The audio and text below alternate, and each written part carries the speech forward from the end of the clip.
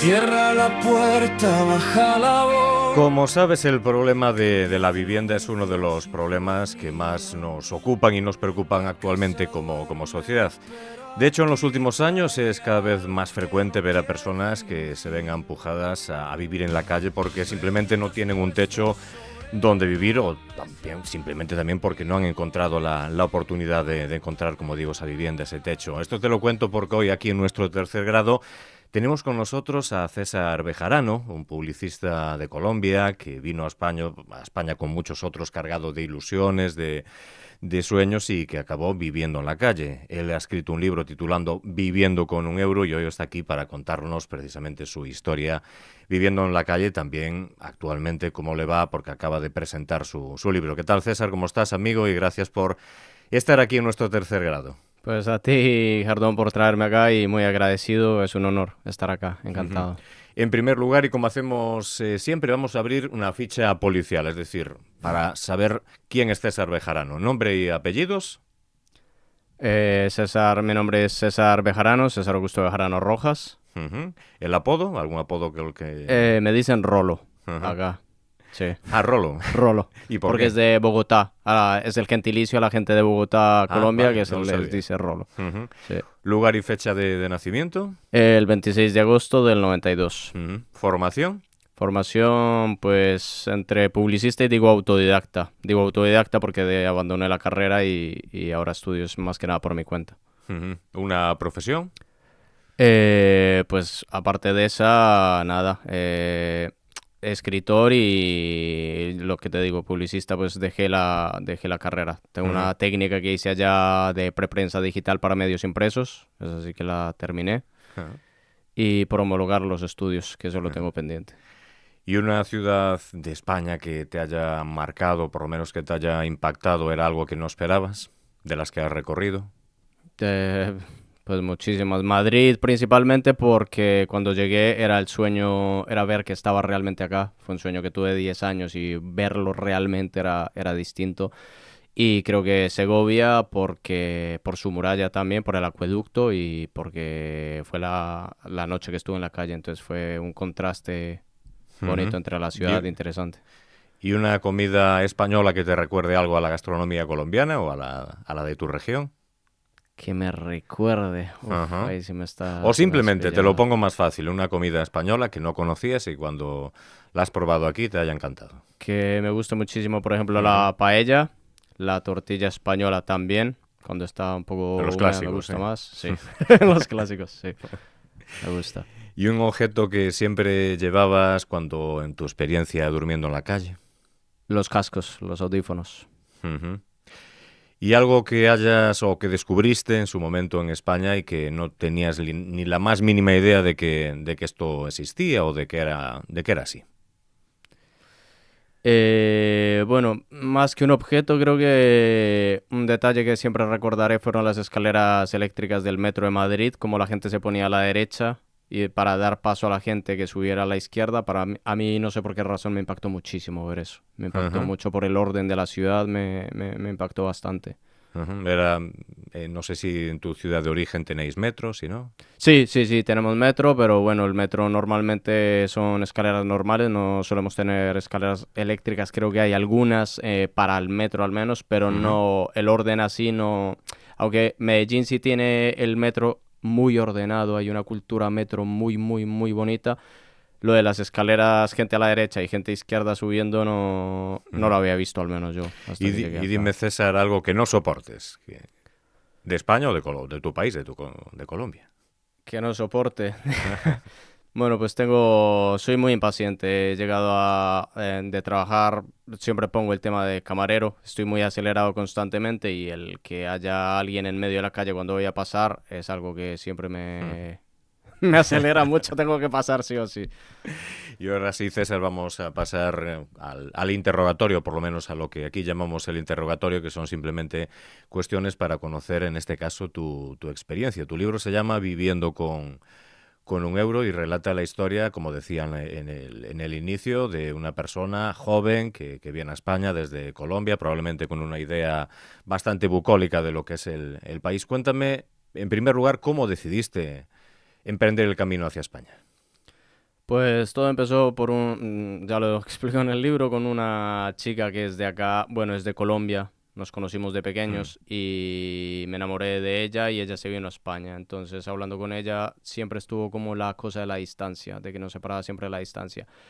Al final, pues las cosas se terminaron, pero yo quedé con esa promesa que me había hecho durante tanto tiempo de venir, de estar acá. Fue lo que detonó todo esto, que yo me aventurara y aunque ya no Mm. era lo mismo, me hice la promesa y tengo que ir.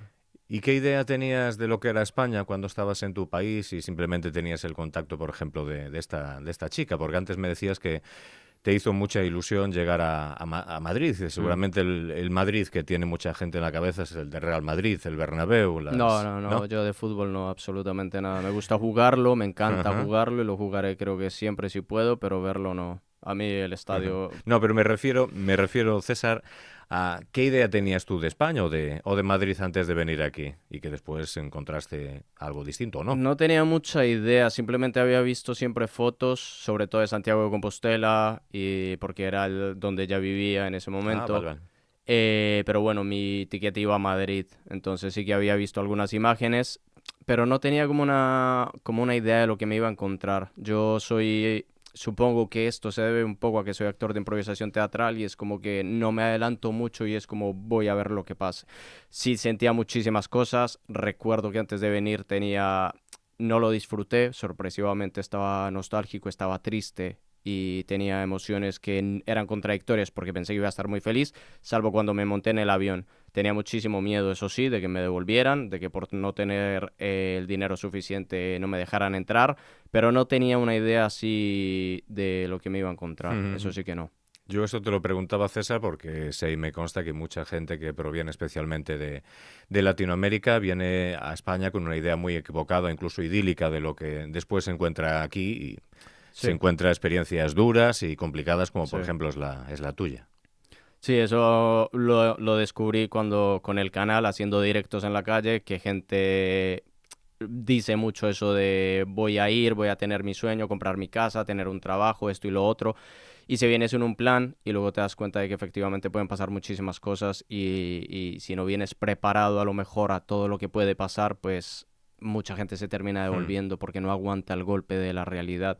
Yo afortunadamente no venía con esa idea, pero venía con una inocencia de no sé qué va a pasar, no sé el día de mañana dónde voy a estar, simplemente me mueve el corazón por estar ahí y ya está. Ujú. Y cuéntame ahora también, César, pues cómo empieza tu experiencia en este caso cuando te das cuenta, o por lo menos sabes que al día siguiente o en esa noche no vas a tener un lugar donde dormir y te vas a ver abocado a dormir en la calle. ¿Eso fue en Madrid o en otra ciudad? Sí, fue en Madrid. Ya de antes venía sufriendo la angustia de no tener dinero, de que se me estaba acabando, de que no... Ahí me pegué con la realidad de no tener papeles, de no poder trabajar a causa de eso. No planifiqué nada de eso, no venía con ese conocimiento. Y ya cuando me quedé, inevitablemente sin absolutamente nada, así que tengo que dormir esta primera noche en Madrid. Voy a ir a Segovia, voy a ir hasta Galicia, porque era el objetivo ir en autostop. No sabía que iba a pasar otra vez, me estaba otra vez lanzando a la aventura y el golpe que sentí pues, fue impactante en el sentido más que nada de ver a la gente, de ver a la gente pasar en las calles y ver que de alguna forma como que mi alma se desprendía, porque yo ahora ya era un sin nadie y veía a la gente pasar yendo a su trabajo, a su casa y yo de repente ya como Mm. que me iba difuminando la ¿Y, ciudad. ajá, ¿y dónde fue el primer lugar en el que dormiste en la calle? Eso fue como entre el Retiro. Recuerdo que no exactamente a las afueras del Retiro, pero hay como una cuesta, creo que es la de Montallón, donde hay una librería, librerías de estas, y hay una acera grande. Recuerdo que de aquellas habían unas casetas y me hice detrás de una caseta. Mm. Ya para la hora que fui estaban todas las casetas cerradas y fue como el único sitio que encontré que me permitía tener cierta privacidad. Ya ahí empecé a sentir la vergüenza de no quiero que nadie me vea en esta situación. Ujú. ¿Y había otra gente también en ese mismo espacio cerca durmiendo? No, que yo sepa no había absolutamente nadie. Ujú. ¿Y qué sentías? Bueno, también más o menos me lo has dejado caer. ¿Qué sentías cuando veías que la gente pasaba pues caminando a su trabajo, al gimnasio, no sé, haciendo su vida y te ven allí acostado, probablemente pues con la cabeza agachada, con cierta vergüenza? ¿Tú qué sentías? Bueno, eso realmente cuando vi a la gente fue en la mañana. Yo cuando me acosté a dormir ya era muy, muy tarde. Esperaba que no hubiera casi nadie ahí para poderme acostar. Recuerdo que habían unos repartidores al frente de un McDonald's, las únicas personas que habían por esa hora. Y cuando me desperté, que serían como las 6 de la mañana o algo así, sí que vi un montón de gente pasar yendo bueno, a sus sitios. Y lo que sentí fue eso, que sentía como una sensación i- irónica porque era como una libertad de que yo era dueño de mi vida en ese momento, Ujú. pero un vacío enorme de que esa libertad me estaba costando y no sabía cuánto me iba a costar porque no tenía dónde ir. Y ellos tenían ese sitio, ese trabajo, esa casa, y yo de repente ya no tenía absolutamente nada. Era como una hoja en blanco que ahora no sabía qué hacer Ujú. con su vida. ¿Y tu familia, tus amigos de Colombia fueron conscientes desde un primer momento que estabas viviendo en la calle o sin embargo lo ocultabas por vergüenza? El único que lo sabía, las únicas personas que seguramente lo sabían era Catalina, mi amiga, y Manuel, amigos así cercanos allá en Colombia, de que estaba empezando en esa situación. Mi familia ya se enteró después y mi mamá pues ya hasta que salí de la calle, ella fue la última en enterarse. ¿Y cómo reaccionó sabiendo eso? Entiendo que lo hayas ocultado, claro. Sí, pues se lo intenté suavizar lo más posible. Se lo dije obviamente cuando ya tenía la tranquilidad del piso, de que ya trabajaba de camarero y todo eso. Y se lo intenté poner con todo lo que aprendí de madurez, de que ya no era el niño caprichoso que había salido de la casa. Y cosas así que pensé que a lo mejor iban a hacerla sentir bien. Pues ella obviamente lloró bastante, lo pasó muy mal. Ujú. ¿Y qué es lo peor de dormir en la calle? Más allá seguramente que del frío, incluso de la indiferencia de muchas personas o el desprecio. No sé si incluso has recibido algún insulto cuando estabas durmiendo en la calle. ¿Qué es para ti la experiencia más dura de estar sin techo, viviendo en la intemperie? La forma en cómo tú te percibes a ti mismo, cómo se te baja todo, toda la seguridad y de repente ya no crees ni en ti mismo y te ves tú mismo como un sin techo. Yo recuerdo que me dieron una hoja en un hospital cuando fui a urgencias, de aquellas ya estaba en la calle, y una tontería que ponía indigente, Mm. ponía como en la descripción de la persona, del informe médico, indigente, y esa palabra se me quedó clavada muy fuerte porque eso es lo que era, un indigente, una persona, un nadie. O sea, me sentía como... Yo creo que lo peor de vivir en la calle es eso, como te ves que te acercas a la gente y es como que hueles mal. A pesar de que nadie te lo diga, tú mismo sientes que hueles mal, que te ves mal, que no tienes nada bueno que aportar a la sociedad. Ujú. Es decir, que incluso llegaste hasta ese punto de pensar que ya no había vuelta atrás y que no había nada o no tenías nada que aportar a la sociedad. Tuve momentos en donde sí me sentí que no tenía nada que aportar y que mi vida era un fracaso total. Ujú. Y estoy seguro que en la calle, no sé si en los primeros momentos, pero sí a lo largo de todo ese tiempo que estuviste durmiendo en la calle, como un sin techo, como indigente, como te calificaron antes, que me decías, que has conocido mucha gente en una situación incluso peor que la tuya. ¿Cómo era tu relación con ellos o cuáles de estas personas que vivían en la calle te han marcado más y hayas tomado como ejemplo positivo o negativo incluso? Pues cuando ya estaba en los albergues de acá de Vigo, que fue donde más me relacioné con habitantes de calle, con gente que estaba en una situación igual, que llevaba años o que llevaba muchísimo tiempo realmente en esa situación que ya la tenía tan normalizada, creo que mi cerebro a lo mejor por cuidarse, yo intentaba salir de los albergues y no hablar con nadie ahí. O intentar mantener la menor conversación posible y salir a vender mis mini libros y mantenerme enfocado en lo mío porque sentía que era como un mecanismo de defensa, de que si yo sentía que me relacionaba con ellos, era como decirle a mi cerebro que evidentemente esa era la realidad y que era mi vida eso. Entonces era como mi mecanismo de defensa de no puedo estar acá, no quiero estar acá, tengo que salir. Recuerdo uno de ellos, sí, muy interesante, que hablaba perfectamente inglés Ujú. En y Vigo sí, hablamos, en sí. Vigo. Ajá. Eh, No recuerdo de qué ciudad, si era de Vigo, pero hablaba muy bien inglés y recuerdo que nos conocimos y caminábamos siempre a los albergues buscando plaza o cosas así y hablábamos en inglés. Entonces era muy interesante porque era como un estímulo en medio de toda esa situación de practicarlo y cosas así. Conocí unos colombianos también que estaban en esa situación, uno de ellos que quería emprender, uno de ellos que había sido perseguido en el país, en Colombia, por Fuerzas Armadas, Por por las FARC. movidas Ujú. muy difíciles, por grupos armados, me refiero, y que estaba amenazado. Y su familia creo que también lo estaba. Y a la final, por lo que me enteré después, porque dejé de verlo, no pudo resistir seguir más en los albergues y se devolvió porque le negaron el asilo. Ujú. Y tú también percibes, por lo menos yo en mi trabajo, en mi vida como periodista, percibo que en los últimos años especialmente cada vez hay más personas que proceden, por ejemplo, de Colombia o de Venezuela, que, como tú, se han visto empujadas a vivir en la calle. ¿Tú eso también lo percibiste a pie de calle, nunca mejor dicho? A pie de calle, pues no tanto en ese aspecto. Yo en los albergues, el grupo de colombianos Ajá. que conocí eran pocos, eran contados, eran En el albergue, sobre cinco o todo, el perfil seis. es Sí, gente de Galicia o de España, de donde... Ujú. sí, sí, de varios lugares, pero de Colombia sí que no conocí tantos. O sea, fue en la Cruz Roja donde coincidí con ellos y serían como unas 6 o 7 personas que luego fueron mermando precisamente porque se iban devolviendo. Sí que ahora, después de los 7 años y algo que llevo acá, me he encontrado con más colombianos, pero en este caso ya no a pie, en la calle directamente, sino sí que recuerdo que me generó un impacto porque cuando vine era como que escuchaba, me montaba en el bus y solo escuchaba gente hablando español, el acento y demás, Mm. y era como, Dios, estoy acá, y ahora ya me monto y es como que a veces siento que estoy un poco allá también, entonces es muy bonito en ese aspecto, pero en tema de albergues, ya te digo que unas 6 personas o 7, Ujú. al menos con las que yo coincidí.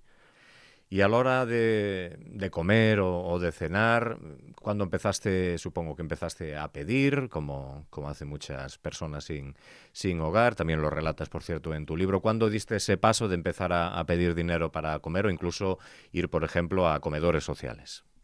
De pedir en la calle realmente no, nunca pedí, siempre estaba con mis mini libros intentando Mm. vender aunque no tuviera absolutamente nada. Luego cuando llegué a los comedores fue en Ourense que conocí que existían los albergues para personas sin hogar y los comedores sociales. Ahí sí que, y fue por un habitante de calle precisamente, el que me guió hasta el albergue. Mm. Esa noche no habían plazas, entonces me guió hasta un cajero automático que tenía puerta, dormí ahí y al día siguiente ya tuve la plaza. Conocí los comedores sociales desde ahí y los demás albergues y me sentía como pues agradecido por poder tener comida bien después de alimentarme de pan y de zumitos de caja y de cartón y estos. Pues era un agradecimiento enorme de poder volver a tener un plato caliente en la mesa, de poder tener un techo, pero una vergüenza extrema de que yo no había venido por esto y no quería estar así. Yo no vine por ayudas ni por querer que me dieran ni un plato, ni comida, ni nada. Mm. Entonces siempre tenía como la rabia de tengo que salir de acá por mis propios medios porque creo que puedo hacerlo en Ajá. algún ¿Y momento. cuánto dinero podías hacer en un día pues vendiendo esos mini libros? Porque viviendo con 1 euro no sé si es un título alegórico o sin embargo si es la realidad, si era 1 euro diario el que podías conseguir. Sí, yo cuando salí de Madrid ya lo digo que salí con 14 euros, tuve que pagar un bus hasta Segovia, me habrán quedado como unos 8 de aquellas y de ahí reinvertía en libros. Llegué a tener 1 euro en el bolsillo y no tener absolutamente nada más y con el estómago, las tripas así, imprimir libros y vender en la calle. ¿Cuánto sacaba? Pues depende, habían ciudades en las que prácticamente no vendía nada. Había días en que llegaba a sacar 10 euros, 5 euros, lo máximo que habría sacado en su momento habrían sido 20 euros. Ujú. ¿Y en cuántas ciudades has estado durmiendo en la calle? Como habitante de calle, que nunca había escuchado esa expresión, pero me gusta, me parece que es muy descriptiva. Pues contando albergues, que para mí también es ser habitante de calle, ser calle, de dormir en parques y cajeros y demás, lo que fue Segovia, eh, ahora mismo ya se me está yendo, perdona. Ajá. Bueno, en Eh, Vigo, supongo, ¿no? en Vigo, en Madrid, en Santiago también me tocó llegar y algunas ciudades o pueblos, recuerdo, entre Benavente o Berín o así, recuerdo pues, estos pueblos de carretera Ajá. en donde tuve que estar también y tuve que quedarme en esos momentos en cajeros. Ajá. Pero ya cuando llegué a Galicia, salvo días puntuales en que no había plazas o demás, sí que fue tema de albergues todo el tiempo en Ujú. Ourense, en Santiago y en Vigo. Ujú. Y cuando, bueno, cuando no dormías en albergues y cuando sí que te viste de lo que hablamos, empujado a vivir en la calle, ¿cómo, en qué lugar te trataron peor o encontraste incluso, por ejemplo, que eso pasa, gente que insulta, que falta al respeto, bueno, que seguro que mira para otro lado? Creo que la única experiencia que recuerdo así Ujú. que me afectó mucho la autoestima fue cuando estaba en Ourense, que me fui al centro comercial este a sentar en las mesas del McDonald's. Yo estaba esperando una compañera del albergue y llegó bueno, una empleada de ahí y me dijo que o pedía o me retiraba. Ese centro comercial era como por decirlo, el refugio cuando llovía y no tenías a dónde ir. Era el único sitio abierto y el único al que podíamos ir. Y recuerdo que le dije que no, que iba a esperar hasta amiga y me iba a ir. Me puse en una situación como de, a lo mejor de haber estudiado publicidad y el branding y defender la marca y demás, como el trato al cliente, era como no voy a esperarla y luego ya tomo un café. Pues llamó al gerente, llamó al encargado y yo en ese momento grabé porque tenía ya miedo, porque se puso muy tenso el señor y se puso peor cuando lo grabé. Entonces llamaron a los vigilantes, me sacaron del centro comercial y creo que ese fue el momento más difícil porque me di cuenta que no podía alegar, que no podía pelear, que era una persona que, a pesar de mis errores que entendí después de que no puedo estar en una mesa así, obviamente, si no voy a consumir, pues que no era nadie para pedir.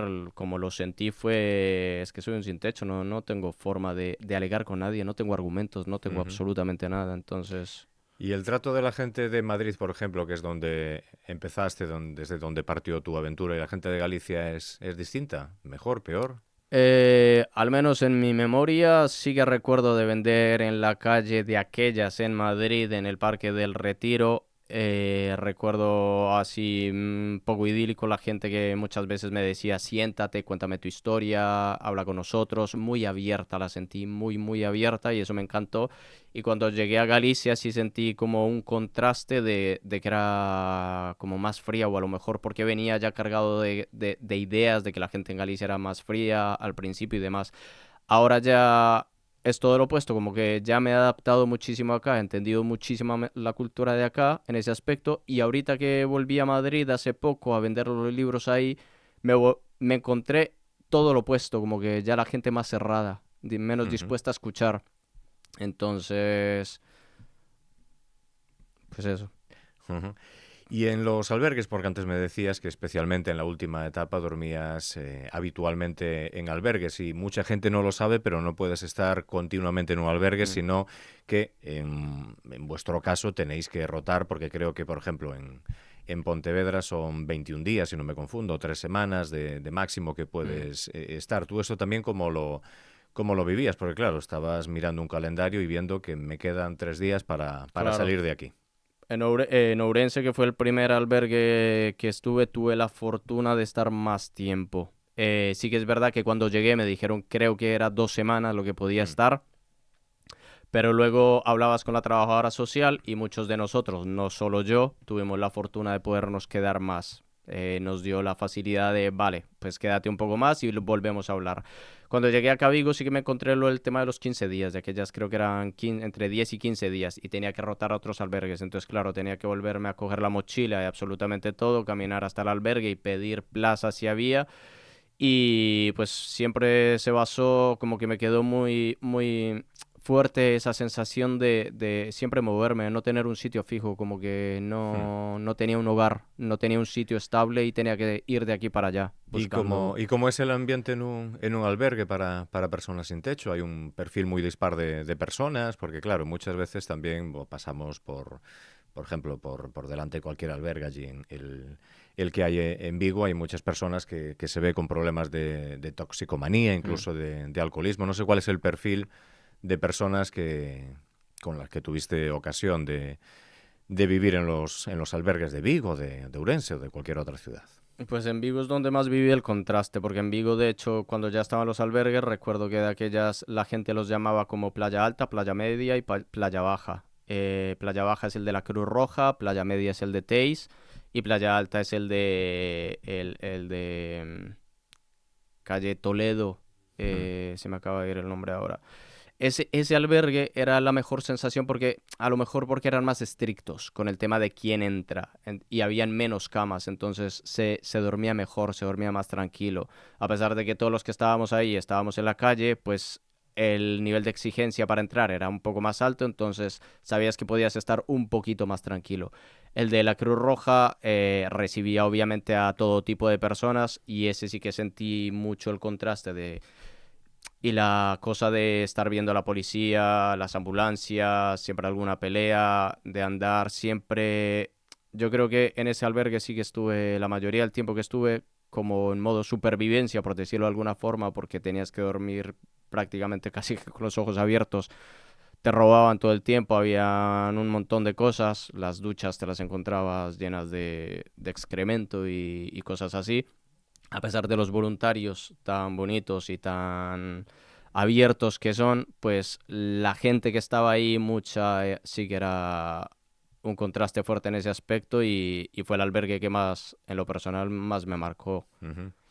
Y ese perfil de personas, desde tu punto de vista, que has convivido con ellas, ¿son fácilmente o difícilmente insertables en la sociedad? Porque, claro, eso es un debate también que tiene mucha gente. Si una persona, lo que antes comentaba, con problemas de toxicomanía, incluso de alcoholismo, si se puede reinsertar en la sociedad, encontrar un trabajo, posteriormente una vivienda.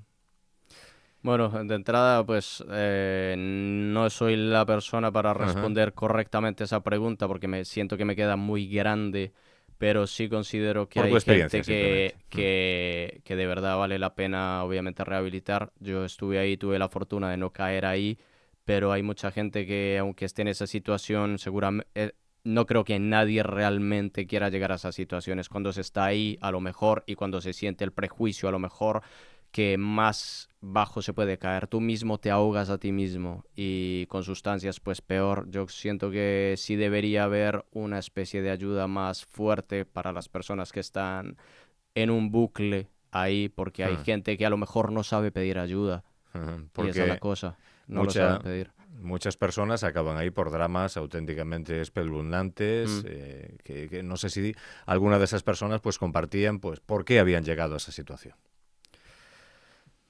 Alguna historia sí que recuerdo que prefiero no mencionarla por tema porque hablando con esa persona fue como yo esto prefiero no comentarlo, pero sí que había gente que tenía una historia detrás muy fuerte y que yo la comparaba conmigo y era como, Dios, yo tengo que sentirme muy afortunado porque aunque caí en esta situación, pues yo tenía una vida bien.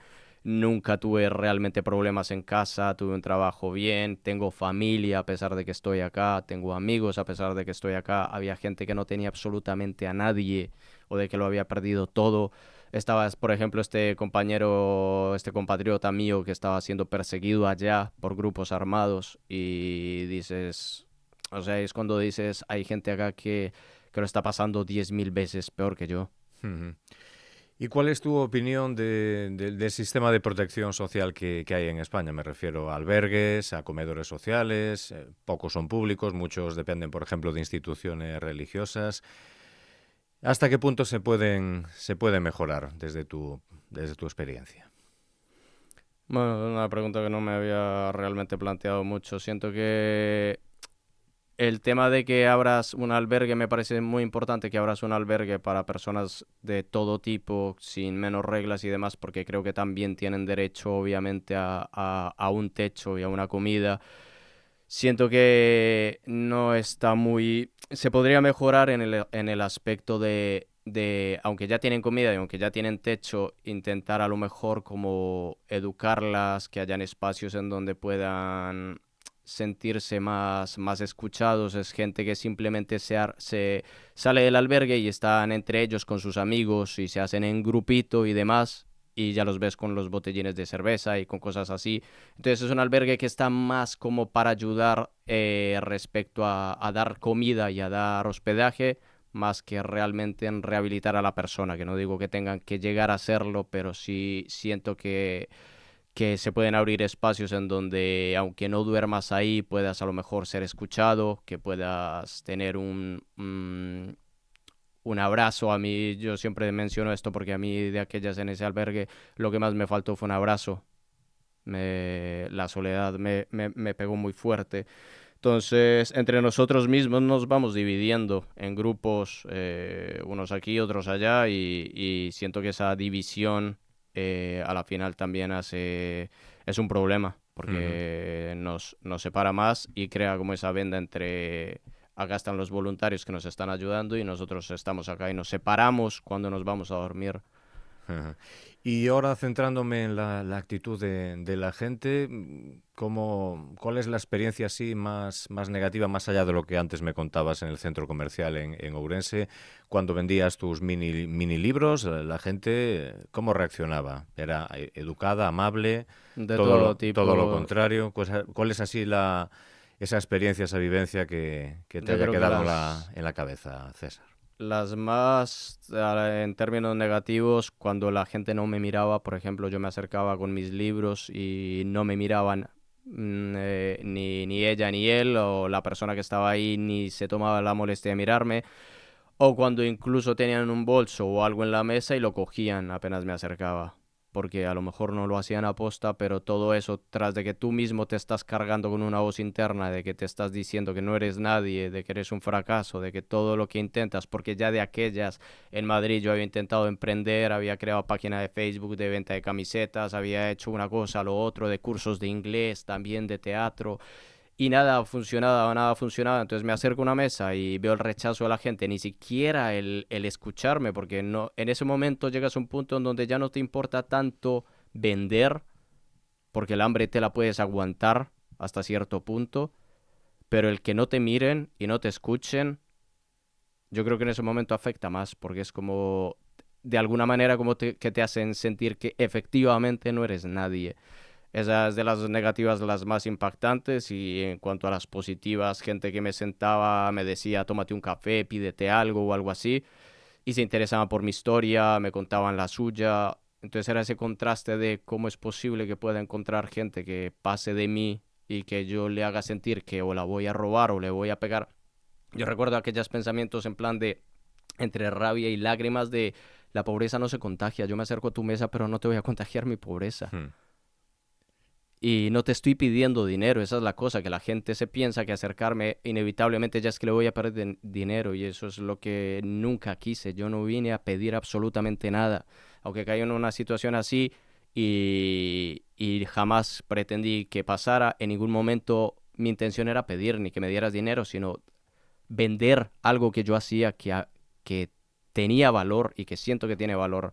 Que no te interese está bien, pero que ni me mires y ni me Percibías escuches. desconfianza, claro. Y algunas veces cierta xenofobia también por el hecho de ser... Xenofobia no sé, porque ya te digo que a veces ni siquiera escuchándome ya se cerraban automáticamente. En esos términos sí que no lo llegué a percibir tanto. A lo mejor alguien después de escucharme hablar, pues ya no, yo, ya no tal. Pero más que eso es el hecho de a lo mejor verte con ropas así ya muy usadas o lo que sea y con la mochila y tal y la cara ya cansada que te acercas, a lo mejor hasta oliendo un poco a calle ya y te acercas y ya, no, porque vas a pedir para droga, vas a pedir para lo que Hmm. sea y a lo mejor hasta para robar, porque ya te digo que había gente que quitaba las cosas de la mesa.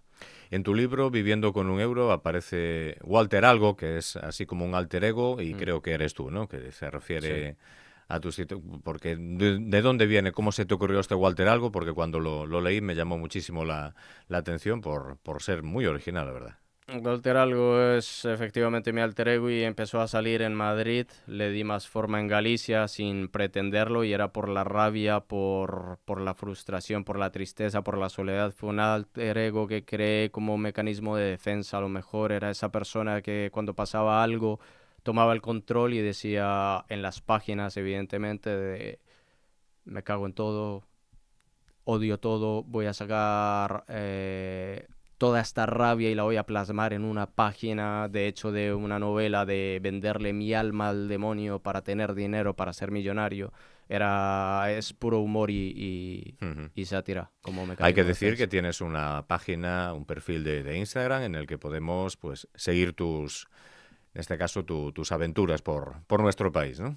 Sí, sí, correcto. Bueno, dinos cómo se llama, Viviendo con un euro, ¿no? Viviendo con un euro en Instagram y en TikTok también, y ahora en Ajá. YouTube también. ¿Y qué te comenta la gente en Instagram, en TikTok? ¿Recibes comentarios positivos, negativos? Porque claro, cara a cara muchas veces es complicado decir lo que pensamos, pero en redes sociales En redes todo... sociales sí que lo vives mucho. En redes sociales, lo que es en Instagram sobre todo, y en TikTok, al menos en comentarios de videos, la mayoría son muy positivos. Gente que a lo mejor me dice que ha llorado viendo algún video, que se ha sentido muy conmovida. Gente que me dice que le ha servido de inspiración. Hay comentarios muy, muy bonitos y creo que sigo con el canal precisamente por eso, porque siento que de alguna manera estoy impactando en la gente y asimismo ellos me están impactando de manera muy positiva. Y en el TikTok es más fuerte porque yo hago directos en Vigo o a las ciudades a las que voy. Suelo hacer muchos directos y sobre todo nocturnos. Y ahí se conecta muchísima gente que ni me conoce. Y ahí sí empiezas a sufrir un poco la xenofobia. Y luego sí que está, no falta el que dice, devuélvete a tu país, tú qué haces acá, vienes por ayudas, vienes por esto, por lo otro y tal. Son comentarios puntuales, pero creo que en TikTok sobre todo también he creado una comunidad muy bonita de gente que me apoya, de gente que está pendiente, gente que me pregunta, ni me le sé el nombre muchas veces y me dice, ¿ya sacaste el libro? O vi que sacaste el libro, te conozco desde que empezaste acá y me da palabras de ánimo. Ha sido muy bonito en medio de todo eso. Ujú. Y en el futuro, ahora de cara al futuro, César? ¿Qué tienes en mente? ¿Cuáles son tus planes? Más allá de seguir promocionando, que se venda el libro, también seguir con tus perfiles en redes sociales. Vivir de lo mío, básicamente. Ya tengo claro que quiero ser el dueño de mi vida siempre. He trabajado de camarero ya muchos años y puedo trabajar para gente también, no tengo problema con eso, pero he llegado a un punto en donde realmente estoy dispuesto a arriesgarlo todo más para vivir de lo mío, de mis libros, de mi canal, para crear algo que aporte valor también a la sociedad, ayudar a la gente y hacer algo que disfrute, pero que sea completamente mío. Ujú. Ahora sí, para concluir, vamos con lo que es en sí el tercer grado, que son preguntas muy breves, muy cortas y que tienes que responder con un sí o un no, en blanco y negro. ¿Estás preparado, César? Sí. Seguro, ¿no? ¿Colombia o España? Con qué te quedas? Colombia. Ujú. ¿Ir en tren o hacer autostop? Hacer autostop. Ujú. ¿Dormir solo o pedir ayuda? Dormir solo. ¿Hambre o miedo? Hambre. ¿Orgullo o supervivencia? ¿Con qué te quedas? Supervivencia. Ujú. ¿Recordar o olvidar? Recordar. Ujú. Bueno, esta ya me la has contestado. Si Walter Algo es un personaje, eres tú, ¿no? Es un personaje que he creado yo. Ujú. Y esta sí que para mí por lo menos es importante. Estar en la calle muchas veces te enseña más que, por ejemplo, ir a la escuela, bueno, entre comillas, o a la universidad de la calle. Enseña más de lo que nosotros queremos, esa Sí. experiencia. Sí, yo digo que la calle fue mi universidad, mi maestría y lo va a ser siempre. Ujú. Yo dejé la universidad y jamás he aprendido tanto de la vida como en la calle. Y en ese sentido, la pobreza te hace más fuerte o, sin embargo, pues acaba rompiéndote un poco por dentro. Un poco las dos cosas. Yo creo que te rompe y en medio de romperte te hace más fuerte. Ujú. Y una persona puede perderlo todo sin perder su dignidad. Yo creo que sí, se puede romper todo y aún así no perder la dignidad, pero en mi caso sí que al menos en el mío personal, sí que la llegué a perder. Ujú. Dime ahora una palabra que no soportes cuando escuchas o incluso cuando lees en redes sociales que habla de los migrantes. Que venimos a pedir ayudas. Ujú. Y una frase o por lo menos un pensamiento que te haya salvado en esos peores días durmiendo en la calle, o incluso en los peores días aquí en tu experiencia española. Palabras de admiración cuando un amigo me decía o mi mejor amiga me decía que me admiraba mucho. Ujú. Y un libro, una película, una canción de tu país o no, que te guste mucho, o que, por ejemplo, tú antes me decías que habitualmente llevabas Mm. auriculares, una canción española o no, que siempre lleves ahí en la Eminem. En sí, Eminem me rescató mucho, me ayudó a sacar mucha fuerza. Y una sí, canción... llevas un tatuaje, no sé Sí. si se percibe, si se Lleva ve, un pero llevas tatuaje un... acá. Y la canción específicamente, algunas de ellas, Like Toy Soldiers o Lose Yourself. Ujú. Y si pudieses hablar con el César de hace 7 años antes de tomar la decisión de venir a España, ¿qué le dirías? Que siga creyendo, porque podrá pasar lo que sea, la vida romperle los sueños en medio de la cara y sentirse hundido todo lo peor que se pueda, pero que el día de mañana puede estar presentando su libro, así que siempre siga caminando. Y ya para finalizar, un deseo de cara al futuro. No perder nunca mi foco y no perderme, nunca. Pues César, compañero, muchas gracias por someterte a nuestro tercer grado. Mucha suerte también con Viviendo con un Euro, con tu libro. Y nada, un abrazo. Muchas gracias a ti, Ardón, por estar acá. Un placer.